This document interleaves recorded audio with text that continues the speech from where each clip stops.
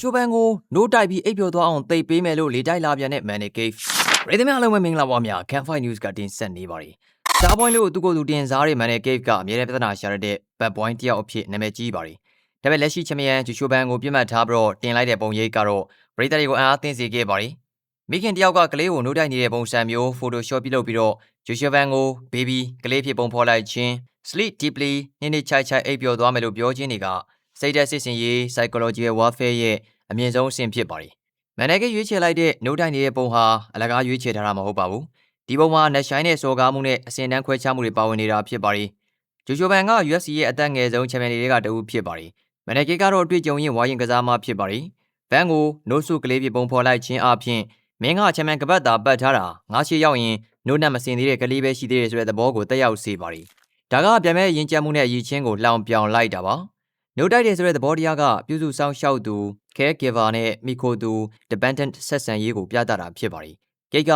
မင်းရဲ့ဘဝမင်းရဲ့လုံခြုံမှုမင်းရဲ့အိပ်စက်မှုတွေကငါလက်ထဲမှာပဲရှိရဲလို့ပြောချင်တာဖြစ်ပါတယ်။လောင်ရင်ထဲရောက်ရင်ငါမင်းရဲ့မိဘနေရာကနေဆုံးမမယ်ဆိုတဲ့အလွန်မာနာကြီးတဲ့သတင်းစကားဖြစ်ပါတယ်။ sleep deeply နေ့ချိုက်အိပ်ပျော်ခြင်းဒီစာသားလေးက romantic ဆန်လိုနဲ့တကယ်မှကြောက်မက်ဖွယ်ရာချင်းချောက်မှုတစ်ခုဖြစ်ပါတယ်။ MMA လောကမှာ put him to sleep အိပ်ပျော်သွားအောင်လုပ်မယ်ဆိုတာကပြန်မဲ့ကိုသတိလစ်သွားတဲ့အထိ unconscious အလဲထိုးမယ်လို့ပြောတာဖြစ်ပါတယ်။မန်နဂေရဲ့လက်သီးတွေက flyweight တန်းမှာ dynamite ရန်ဘလူးတွေလိုပါပဲ။ထိတာနဲ့အိတ်သွားနိုင်ပါတယ်။သူရဲ့စာသားကငါမယုံနာကျင်အောင်မလုပ်ပါဘူး။ငါရင်ခွင်ထဲမှာညင်ညောင်းနဲ့သတိလစ်သွားစေရမယ်ဆိုတဲ့ psycho ဆန်ချင်းချောက်မှုဖြစ်ပါတယ်။မန်နဂေက rival လို့မေယိုမာတဲ့သူကိုတောင်မှအမောက်သိပ်ခဲ့ပူပါတယ်။ rival ဆိုတာလွယ်တကူလဲထိုးခံရတဲ့သူမဟုတ်ပါဘူး။ဒါကိုလုံးပြထားနိုင်တဲ့အတွက်ကိရဲ့ sleep deeply ဆိုတဲ့စကားကလေလုံးတက်မဟုတ်ဘဲနဲ့တက်တည်ရှိတဲ့ချင်းချောက်မှု credible threat ဖြစ်နေတာကဘန်အတွက်သတိထားစရာဖြစ်ပါတယ်။မန်နဂေကလူမိုက်ဆန်ပေမဲ့မအပါဘူး။သူလိုလောက်တာကအကြောင်းရင်းရှိပါတယ်။ဗိုင်းအားသာချက်ကတည်ငြိမ်မှုနဲ့မောခံနိုင်မှုကာရီယိုဖြစ်ပါတယ်။တကယ်လို့ဗန်ကဒီပုံမြင်ပြီးတော့ဒေါသထွက်သွားမယ်စိတ်လှုပ်ရှားသွားမယ်ဆိုရင်ပွဲထွက်လာတဲ့အခါမှာအညိုးနဲ့လိုက်ထိုးမိတတ်ပါတယ်။ဒီမျိုးစိတ်လှုပ်ပြီးတော့ဝင်လာတဲ့အချိန်ကိုကိတ်ကစောင့်ဆိုင်နေတာဖြစ်ပါတယ်။ဒေါသကစားမကောင်းတယောက်ကိုမလုံးမိစေတဲ့အဓိကလက်နက်ဖြစ်ပါတယ်။ဒီမျိုးရိုင်းဆိုင်တဲ့ပုံတွေတက်လာလေးပရိသတ်တွေကပွဲကိုကြည့်ရင်ကြလေးဖြစ်ပါတယ်။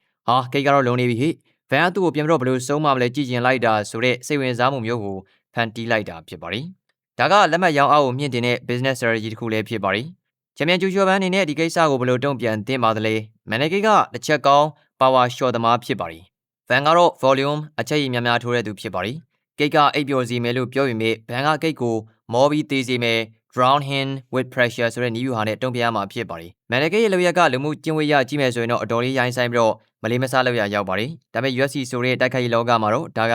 ဂိမ်းရဲ့အစိပ်ပိုင်းတစ်ခုပါပဲ။သူကဘီလိန်ဇက်ရုပ်ကိုအပြင်းဆုံးကပြနေပါတယ်။သူပြောသလိုဗန်ကိုမောက်သိမ့်နိုင်ခဲ့ရင်သူကပြောတဲ့အတိုင်းလုပ်ပြတဲ့သူဖြစ်သွားပါလိမ့်မယ်။ဗန်အတွက်ဒါကစမ်းသပ်မှုကြီးတစ်ခုဖြစ်ပါတယ်။ကိရဲ့လောင်ပြောင်မှုတွေကိုကြော်လွန်ပြီးတော့ကပတ်ကိုကာကွယ်နိုင်မလားဒါမှမဟုတ်ကိပြောသလိုပဲနေ့ချိုက်အိပ်ပျော်သွားမှာလားဆိုတာက